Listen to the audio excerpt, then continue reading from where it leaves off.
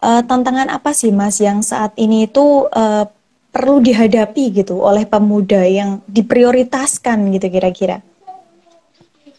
Tantangannya yang pasti hari ini adalah era keterbukaan ya. Hmm. Bagaimana sekat-sekat antar negara sudah sangat borderless. Masyarakat dunia sudah semakin tidak ada sekat-sekat antar negara. Kemudian maka konsekuensinya adalah dengan era seperti itu adalah kompetisi, daya saing kompetisi itu sangat tinggi. Mas Amin sendiri nih, apa sih historisnya ke belakang kok sampai ditunjuk menjadi seorang staf sus gitu Mas? Mungkin bisa sharing ke teman-teman.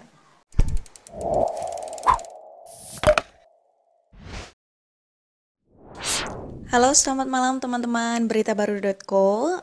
Jumpa lagi pada malam hari ini, Selasa malam ya. Selalu kita bagikan informasi dan juga berita-berita menarik tentunya di segmen bercerita. Dan kali ini kita sudah memasuki bercerita episode ke-58. Karena pada malam hari ini tema kita adalah pemuda dan regenerasi kepemimpinan Indonesia. Tamu kita pada malam hari ini adalah staf presiden, staf khusus ya, staf khusus milenial presiden yang ke-58 yakni Mas Aminuddin Ma'ruf. Oke, kita sapa dulu nih Mas Amin. Halo Mas, selamat malam. Halo, selamat Oke, malam ini Mas Amin posisinya di mana ya? di Jakarta. Oke, di Jakarta. Mungkin sekarang bisa diceritain sedikit dulu sebelum nanti masuk ke ranah pertanyaan ya Mas Amin. Mungkin di era pandemi sekarang ini kesibukannya Mas Amin sendiri apa nih selaku staf sus dari Presiden? Ya, terima kasih teman-teman. Selamat malam. Kesibukan saya sebenarnya relatif tidak jauh berbeda dari sebelum pandemi. Sebelum pandemi. Ya, yang berbeda hanyalah apa format dan cara saja. Karena Hmm.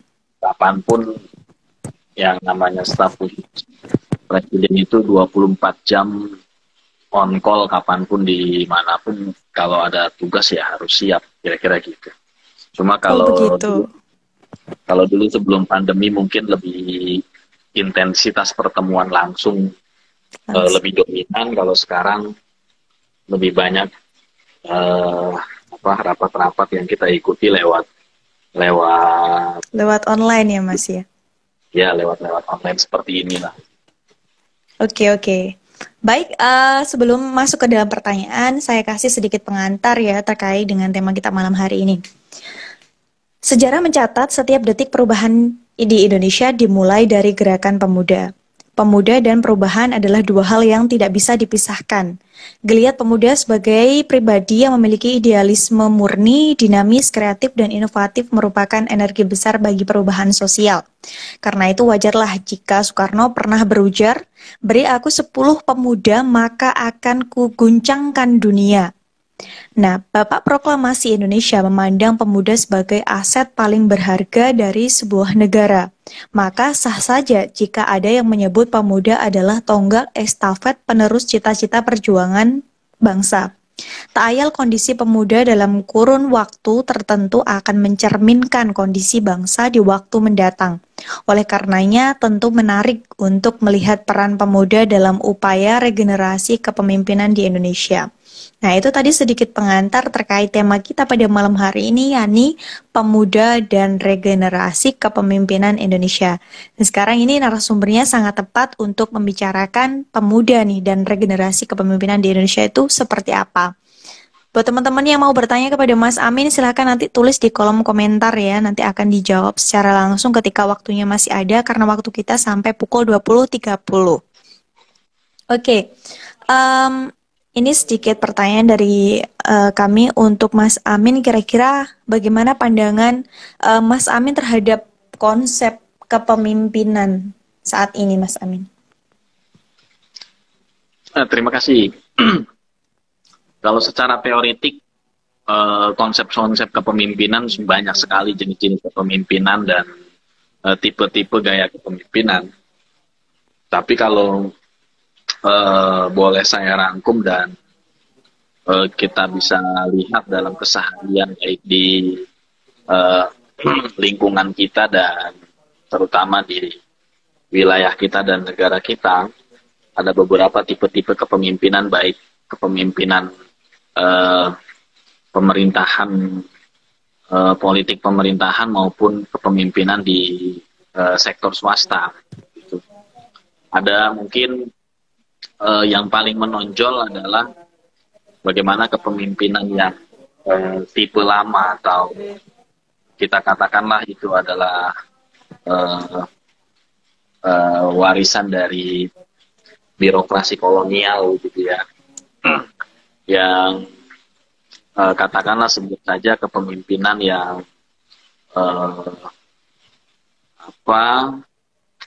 tipe dari Menara Gading begitu, melihat dari atas tanpa sebagaimana sakralisasi kepemimpinan pada zaman dulu, seperti zaman-zaman pemerintahan yang otoriter, pemerintahan yang rezim yang otoriter, dan pemerintahan atau sistem negara yang tidak demokratis ataupun sistem-sistem pemerintahan yang lain. Yang kedua, kebalikannya adalah kepemimpinan yang model transformasi lah, kalau dikenal oleh teman-teman aktivis mahasiswa. Kepemimpinan transformatif itu bahasa gampangnya adalah kepemimpinan yang tidak hanya tunjuk tangan tapi turun tangan ya, kepemimpinan transformatif. Dan belakangan ini kita banyak saksikan bahwa yang dulunya sistem politik ataupun kepemimpinan di pemerintahan yang cenderung kaku dan cenderung sakralisasinya sangat dikedepankan belakangan ini, dengan adanya era keterbukaan, kemudian media sosial menjadi sebuah tools untuk komunikasi antara pemimpin dengan pemimpin negara, pemimpin daerah dengan masyarakat, dengan rakyat, ataupun pemimpin-pemimpin komunitas dengan mereka yang dipimpinnya, lebih komunikatif, lebih interaktif, kemudian lebih tentunya juga lebih aktual, karena kapanpun dimanapun kita bisa melakukan seperti yang malam ini kita lakukan. Kepemimpinan transformatif atau yang tadi saya sampaikan, kepemimpinan yang lebih menonjolkan kepada turun tangan daripada turun tangan, itulah yang memang menjadi impian untuk kita, generasi anak muda Indonesia, untuk kepemimpinan yang melayani lah begitu. Mungkin kalau secara teoritik tidak perlu menjelaskan karena kita bisa sama-sama tahu. Oke, itu tadi terkait kepemimpinan secara teoritis yang sudah dijabarkan oleh Mas Amin. Nah, terkait kepemimpinan akan ada korelasinya nih sama pemuda. Kira-kira nih Mas, tantangan apa sih Mas yang saat ini itu perlu dihadapi gitu oleh pemuda yang diprioritaskan gitu kira-kira? Tantangannya yang pasti hari ini adalah era keterbukaan ya. Bagaimana sekat-sekat antar negara sudah sangat borderless, semakin masyarakat dunia sudah semakin tidak ada sekat-sekat antar negara, kemudian maka konsekuensinya adalah dengan era seperti itu adalah kompetisi, daya saing kompetisi itu sangat tinggi. Secara garis besar dan tantangannya adalah di situ.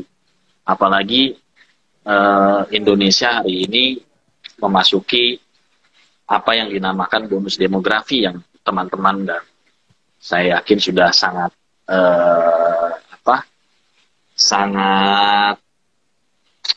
familiar ya Mas? Sangat familiar lah di telinga kita. bonus demografi itu juga menjadi tantangan kita bahwa bagaimana anak muda Indonesia bisa menjawab tantangan itu dengan komposisi peta demografi di Indonesia yang hari ini mayoritas anak muda bisa diimbangi dengan produktivitas, kreativitas, dan sebagainya. Jangan sampai kuantitas itu malah menjadi beban pembangunan negara. Tapi kita meyakini bahwa bonus demografi yang hari ini dialami oleh Indonesia akan menjadi nilai plus bagi percepatan pembangunan, baik pembangunan ekonomi dan sosial dan sebagainya. Karena karakteristik anak muda selalu ingin maju, kreatif, inovatif, lebih terbuka, lebih pemikirannya juga lebih terbuka dan sebagainya. Dan itu menjadi modal dasar bagi kita untuk mencapai generasi emas Indonesia 2045 nanti pada saat 100 tahun Indonesia merdeka. Begitu. Iya, oke. Terkait pemuda dengan prinsip kolaborasi, inovasi, dan kreasi itu tentunya masuk dalam tantangan 4.0 gitu ya, Mas, tentang era di mana era ini butuh kolaborasi. Nah, kira-kira nih kolaborasi pemuda seperti apa sih, Mas, yang bisa memajukan Indonesia itu supaya bisa lebih baik gitu? Ya, pandemi ini menjadi sebuah booster untuk kita mempercepat arah perubahan yang ke depan yang menjadi lebih baik ya. Sama-sama kita tahu bahwa pandemi ini mendorong kita untuk lebih cepat 10-20 tahun harusnya pendidikan yang dilaksanakan secara hybrid, misalkan ada pertemuan langsung, ada online, itu mungkin kalau tidak ada pandemi baru 10 tahun yang akan datang baru kita bisa lihat. Tapi hari ini dengan adanya pandemi kejadiannya bisa dipercepat 10-20 tahun yang harusnya 10-20 tahun yang akan datang bisa kita percepat pada hari ini. Itu nilai sisi positif dari adanya pandemi. Nah, bagaimana kolaborasi itu bisa menciptakan sesuatu hal yang positif. Nah, saya katakan tadi kenapa saya sampaikan tentang pandemi, karena begini ya, hari ini kita sangat sadar bahwa sebagai manusia kita tidak bisa sendiri, kita tidak bisa menjadi superhero yang di film-film itu, tapi kita bisa menciptakan sebuah super team untuk melakukan percepatan baik di sektor manapun kita memilih untuk berkarir. Tidak ada manusia yang semuanya serba bisa, apalagi zaman sekarang. Ke depan akan semua sektor itu butuh. Kalau sekarang mungkin ada spesialisasi, ke depan akan lebih rigid lagi menjadi subspesialisasi. Kalau sudah sangat masing-masing individu mempunyai keunggulan, mempunyai skill yang spesifik, maka kita pastikan tidak akan mungkin bisa dikerjakan dengan 1-2 orang, tapi kita butuh teman-teman yang memiliki keahlian di semua sektor untuk membangun, untuk bekerja sama menciptakan sebuah arus perubahan, arus kemajuan. Kalau istilah Bapak Presiden itu lompatan kemajuan yang kita butuhkan. Oke, benar banget apa yang dibicarain sama Mas Amin. Ini ada yang komen staff suster the best. Bener banget, bener banget. Oke, kira-kira nih Mas Amin punya nggak sih kayak role model kepemimpinan selama ini? Siapa sih yang menjadi idola Mas Amin gitu, yang dicontoh, yang dijadiin panutan gitu sebagai seorang pemimpin? Siapa nih Mas? Ada dua tokoh yang langsung saya saksikan yang menjadi referensi saya kalau bicara tentang kepemimpinan di sektor sosial, keagamaan, dan juga politik kebudayaan. Tentunya almarhum Gus Dur menjadi salah satu tipikal kepemimpinan yang transformatif, yang melampaui zamannya. dan kemudian dipertegas oleh Bapak Jokowi yang melakukan arus perubahan kepemimpinan yang pada akhirnya menjadi trademark kebanyakan politisi dan pemimpin pemimpin pemerintahan pada sekarang ya. Bagaimana Gus Dur dan Jokowi bisa dalam tanda petik mendesakralisasikan kelembagaan presiden yang pada saat sebelumnya sangat sakral ya. Bagaimana istana menjadi sebuah bangunan yang pada saat kita melihat bangunan yang bahasanya sangat wow, hanya bisa dimasuki oleh segelintir elit negara. Pada zaman Gus Dur dan pada zaman Pak Jokowi, istana menjadi sebuah hal, menjadi rumah untuk rakyat Indonesia, kira-kira begitu. Siapapun bisa masuk. Orang-orang yang sebelumnya mungkin dia sendiri juga tidak percaya, termasuk saya juga.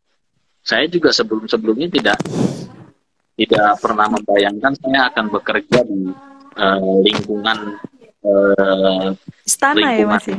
lingkungan istana dan menjadi orang yang direct bekerja langsung dengan presiden. Saya juga tidak sangat merasa surprise begitu. Tapi itu menjadi salah satu mimpi dari Mas Amin nggak? Karena saya dibesarkan di kalangan organisasi kemahasiswaan, dulu kita pernah mengalami apa yang semua teman-teman alami, yaitu di kaderisasi. Bagaimana kita dikader menjadi pemimpin, menjadi dalam tanda petik sebagai istilahnya khalifatul art begitu ya. Kita menjadi pemimpin di muka bumi ini, dan salah satu sektor kepemimpinan itu ya sektor politik pemerintahan. Kita semuanya punya cita-cita dan bermimpi untuk menjadi pemimpin, tidak hanya di bidang politik tapi juga di sektor-sektor lain gitu. Siap. Nah, tapi kalau secepat ini terus kemudian di umur saya yang masih relatif muda, dan ya menjadi sebuah kejutan yang luar surprise biasa ya Mas ya. Yeah.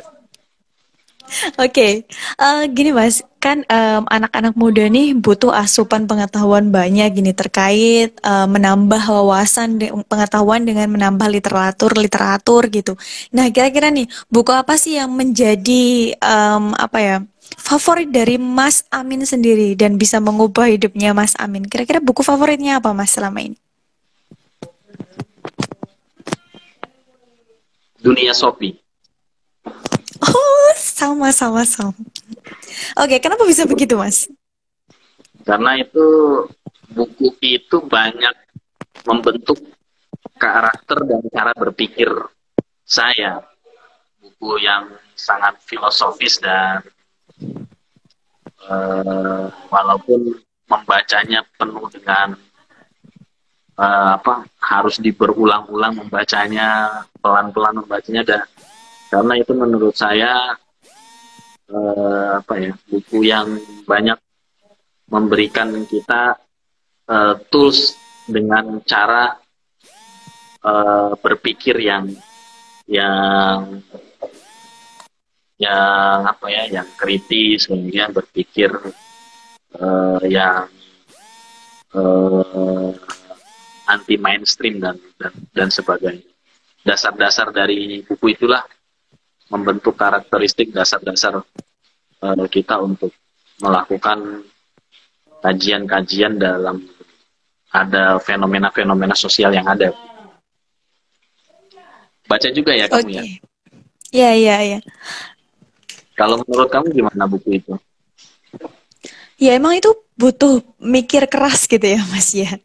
Emang itu bener-bener ngulang, nggak ngerti berapa kali aja yang ngulang. Tapi karena mungkin itu menjadi favorit saya dulu dan sekarang hampir udah lama banget nggak baca, jadi kayak pengen ngulang lagi gitu.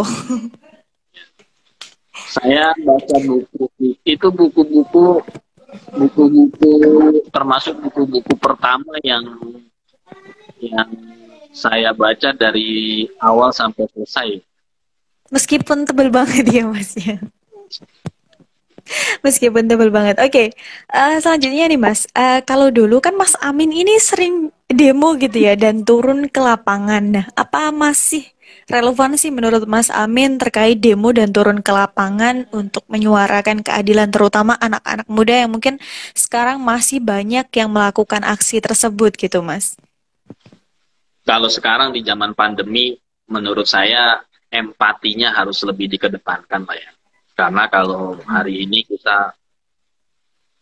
ya kita harus berempati kepada tenaga kesehatan, kepada terutama kepada tenaga kesehatan lah yang hari ini sedang berjuang melawan COVID di baris paling depan.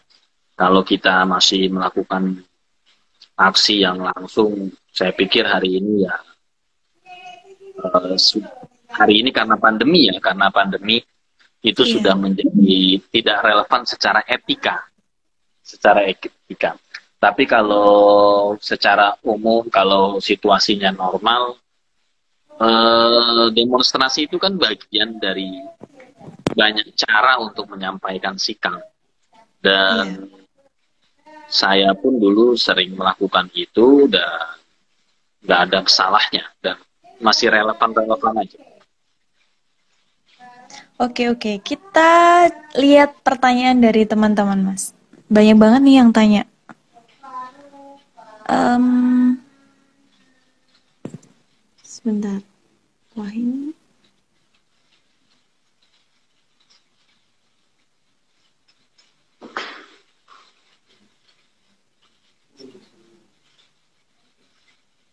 Loh, benarkah, Mas?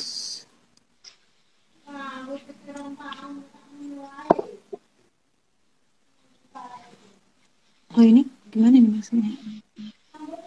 Sebentar, Mas. Ini HP ku agak aneh. Kenapa pertanyaannya pada nggak kelihatan sih? Sebentar. Di HP-nya Mas Amin kelihatan nggak ini pertanyaan-pertanyaannya? Kayaknya kelihatan ya.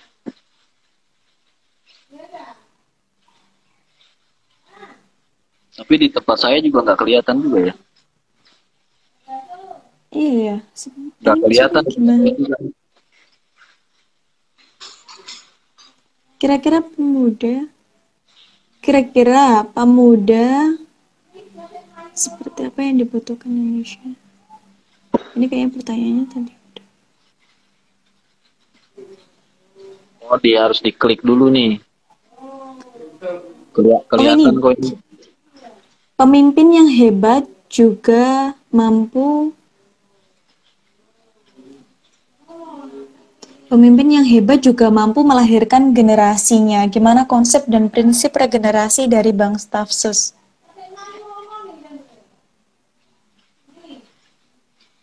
Ya, Gimana nih regenerasi itu prinsip? memang ada gium yang menyatakan bahwa eh, pemimpin yang hebat adalah yang mampu melahirkan penerusnya lebih hebat dari dia.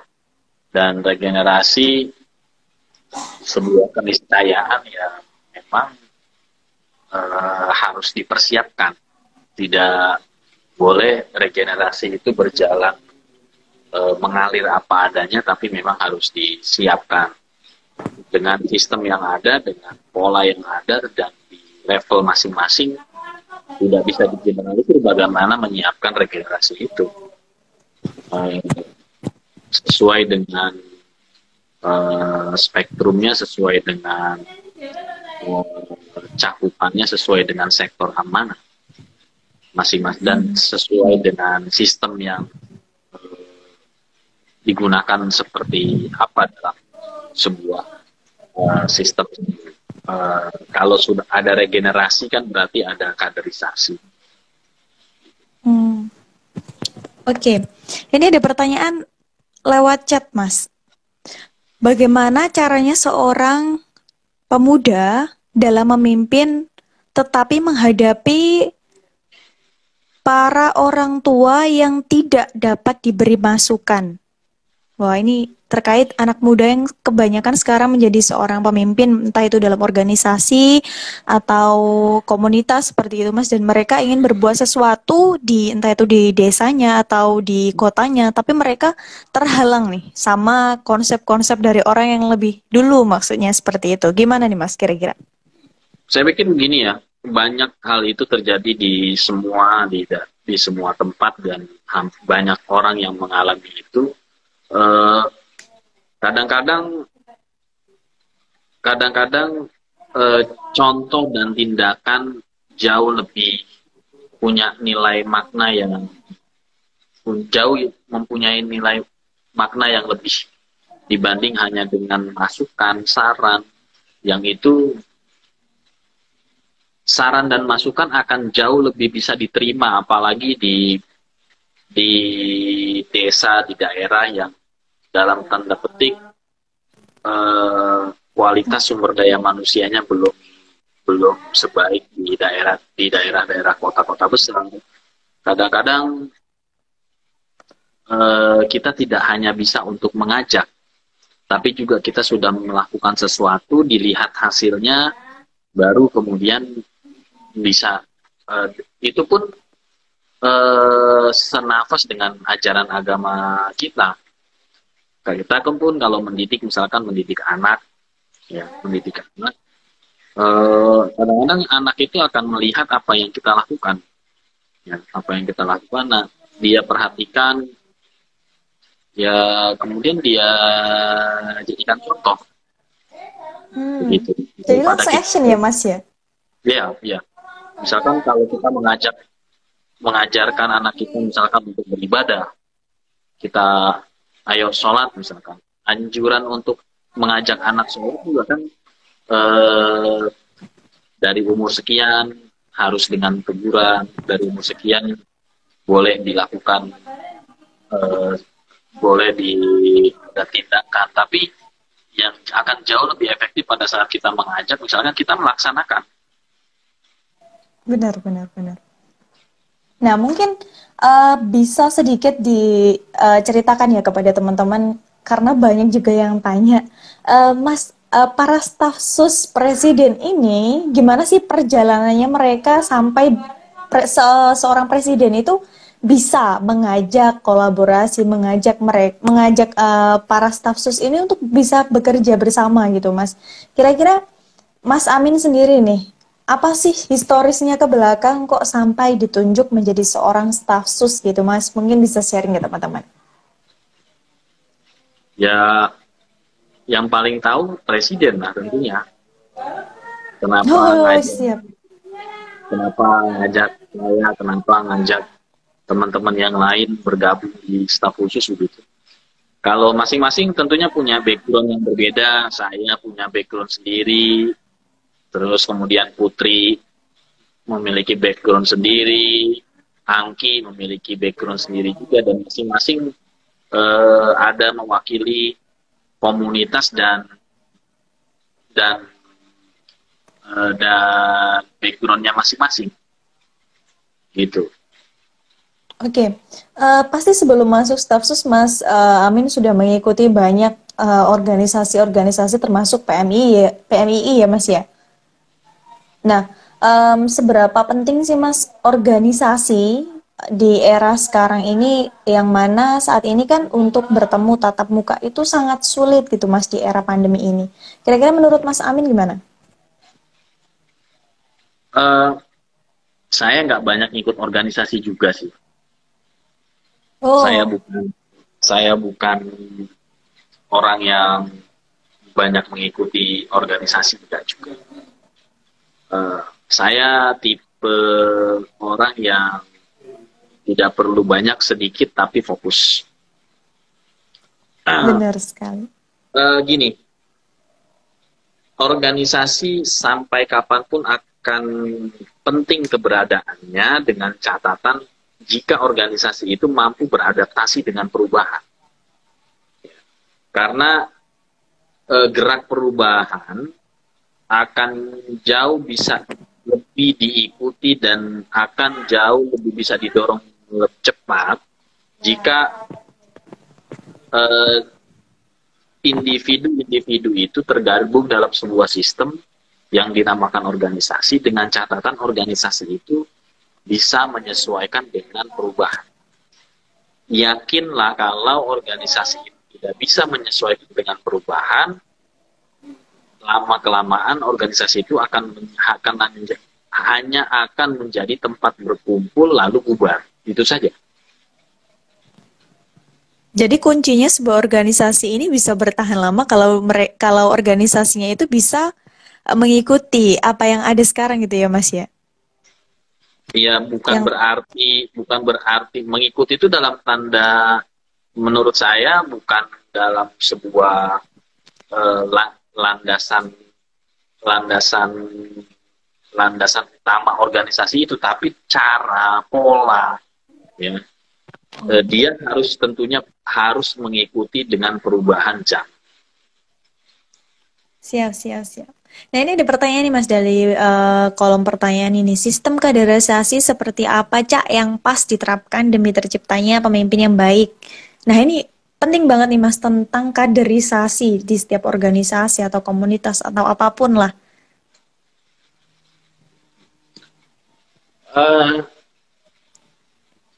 Saya tidak punya preferensi untuk menentukan sistem kaderisasi yang paling baik seperti apa, tapi tentunya sistem kaderisasi masing-masing organisasi saya yakin itu sudah melewati kajian yang panjang untuk ditetapkan sebagai sebuah sistem. Kasih contoh misalkan sistem pendidikan. Kalau pendidikan itu kita anggap sebuah sistem kaderisasi untuk menyiapkan pemimpin-pemimpin masa depan bangsa kita di semua level, di semua sektor, bahwa sistem pendidikan itu juga kan sudah melalui kajian panjang yang dianggap paling pas untuk Indonesia. Begitu juga sistem kaderisasi yang diadopsi oleh sebuah komunitas atau organisasi, pasti dia sudah melewati kajian panjang untuk ditentukan sebagai sistem kaderisasi formal yang diakui oleh sistem tersebut. Yang paling penting menurut saya adalah individu-individu itu sejauh mana menerapkan atau mengaplikasikan sistem kaderisasi yang sudah diajarkan oleh komunitas atau organisasi itu. Jadi kembali lagi kepada individu-individunya. Gitu. Oke, siap. Jadi jawabannya kembali ke individu masing-masing. Setiap orang punya preferensi masing-masing Mas ya terkait proses kaderisasi, menjadi pemimpin dan lain sebagainya. Nah, ini boleh minta tips-tipsnya untuk menjadi pemimpin seperti apa Mas? Nah, mungkin ini tetap kembali ke individu, tapi gimana nih kira-kira menurut Mas Amin yang mungkin pernah menjabat sebagai pemimpin seperti itu? Tantangan terbesar bagi seorang pemimpin adalah konsistensinya. Sangat tidak mudah menjadi pemimpin yang konsisten dengan segala resiko yang ada. Karena sekali pemimpin sudah bernegosiasi dengan kepentingan yang akhirnya menimbulkan inkonsistensi, dia akan terjebak dalam negosiasi-negosiasi yang lain dan selamanya akan sangat sulit melaksanakan konsistensi itu. Contoh, waktu saya menjadi ketua umum PBPMII, di dalam kepengurusan kami pada saat itu 2014-2017 menerapkan sistem yang baru, yang benar-benar baru dari sebelumnya, soal sistem regenerasi kepemimpinan. Dalam periode kami waktu itu, ini jadi nostalgia, nggak apa-apa ya cerita panjang. Nggak apa-apa. Jadi waktu 2014-2017 selama saya memimpin PMII pada saat itu, kita mengeluarkan kebijakan yang kita namakan itu adalah sistem rekrutmen kepemimpinan di pergerakan mahasiswa Islam Indonesia. Dari semua level. Dari level yang paling bawah di rayon sampai ke PBPM. Ada aturan teknis detail di situ yang menurut sahabat-sahabat teman-teman PMI pada saat itu banyak ditentang saya. Tapi karena memang kami anggap perlu untuk melaksanakan itu, maka kita terapkan aturan itu.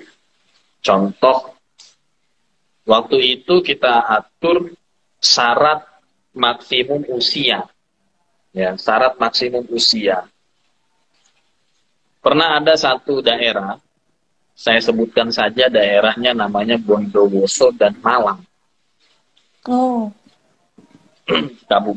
PC PMI Bondowoso dan PC PMI Kabupaten Malang pada tahun 2015 itu terpilihlah ketua cabangnya.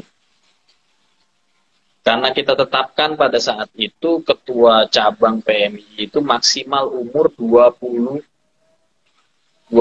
tahun kalau nggak salah ya.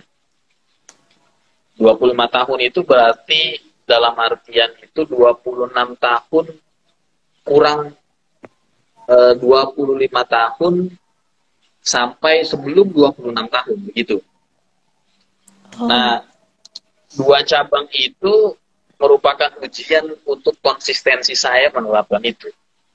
Karena ketua cabangnya terpilih hanya selisih 3 jam saja. Jadi terpilih jam 3 pagi, jam 12 malamnya dia berulang tahun yang ke-26 tahun. Oh, tetap konsisten ya Mas ya? Ya saya menyampaikan itu. Di sini saya tidak lagi bicara tentang kemanusiaan, tentang rasa. Ini saya berbicara tentang kebijakan, tentang aturan, tentang policy.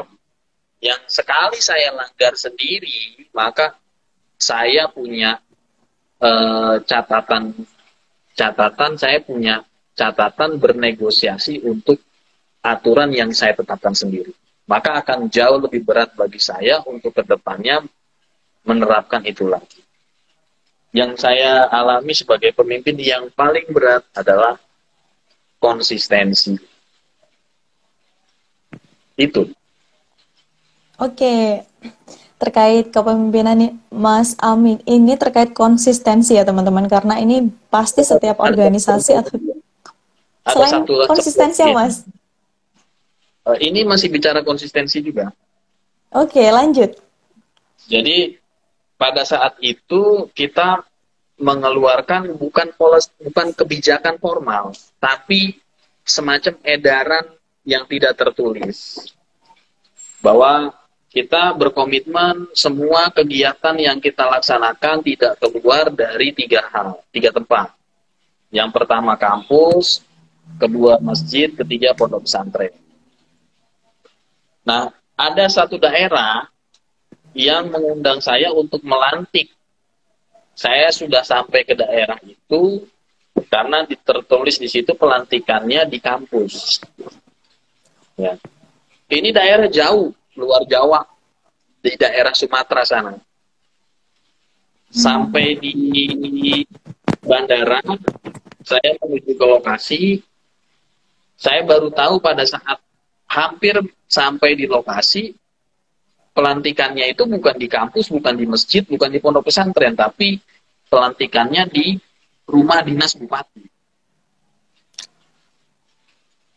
Nah, akhirnya saya bilang ke ketua cabangnya, kenapa kamu bilangnya di kampus?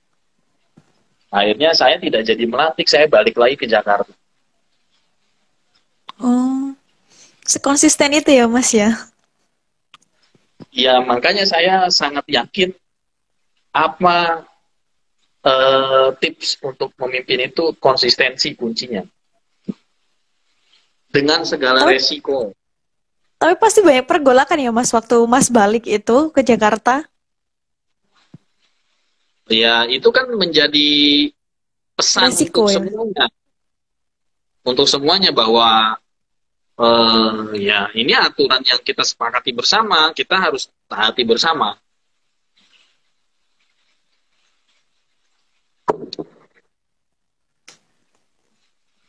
Oke. Menjaga kolektif apa ini?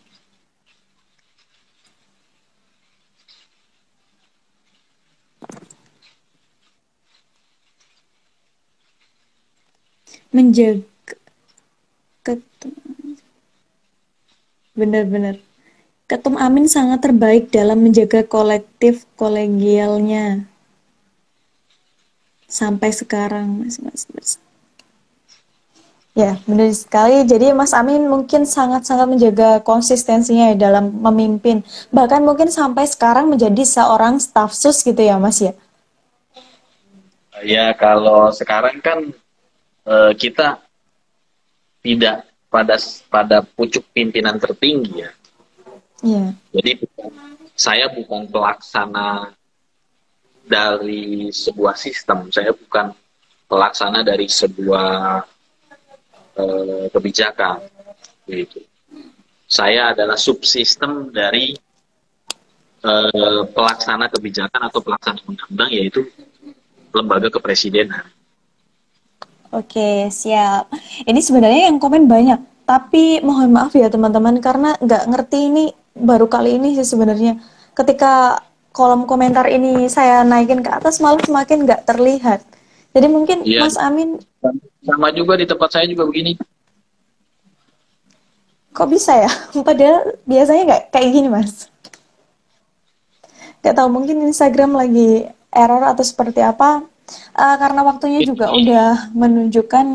Ini nasib baik untuk saya, biar saya nggak banyak jawab. Oh gitu. Oke Mas, nanti kita sharing lagi lah ya kapan-kapan berita baru kok sama Mas Amin karena ini waktunya sudah menunjukkan pukul 20.20.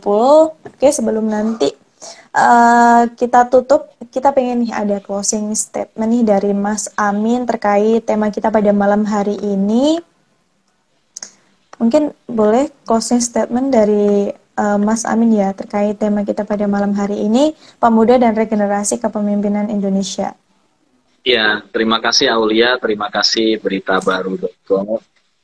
Senang sekali malam ini kita bisa sharing santai di tengah pandemi ini. Yang pertama tentunya kita berharap semoga bangsa kita segera keluar dari krisis kesehatan ini, keluar dari pandemi ini.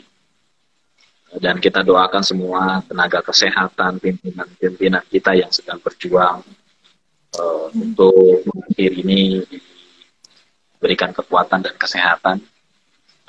Kita sama-sama tahu semua bahwa perjalanan bangsa kita tidak bisa dilepaskan dari peran dan pemuda.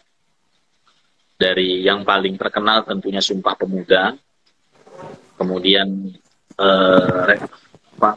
kemudian kemerdekaan, kemudian angkatan 66, angkatan 98 dan sebagainya. Itulah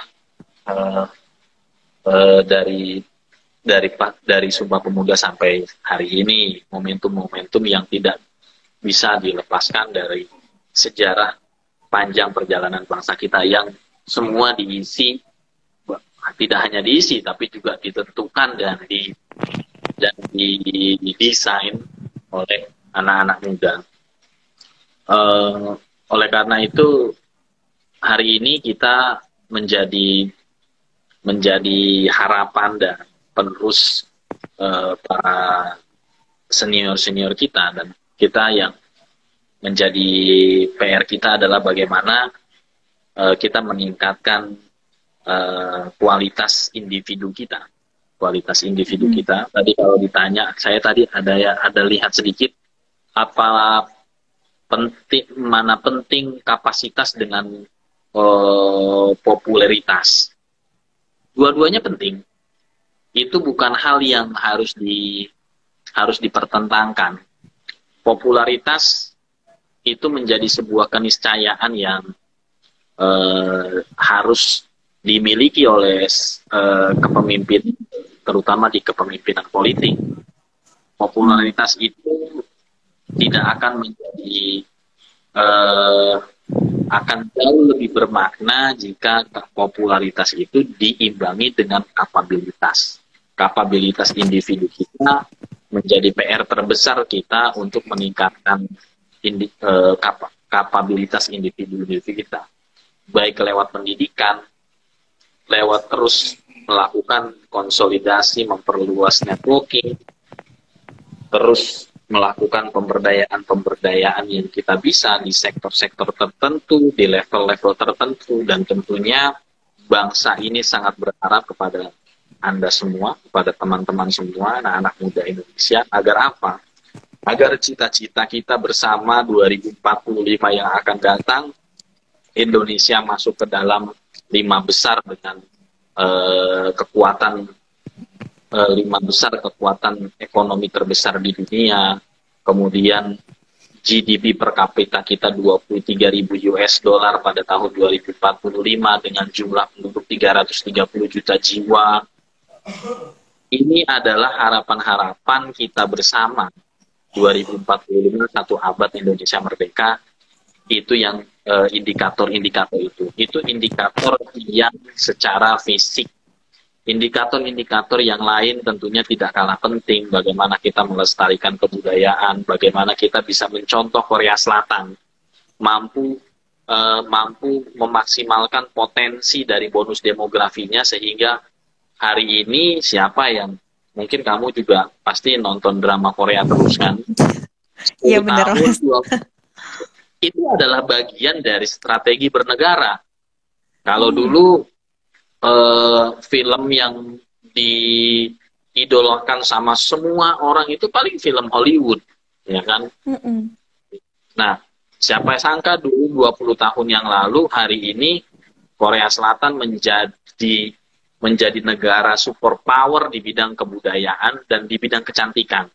Ya, kalau kamu mau cantik, preferensinya adalah cewek-cewek Korea.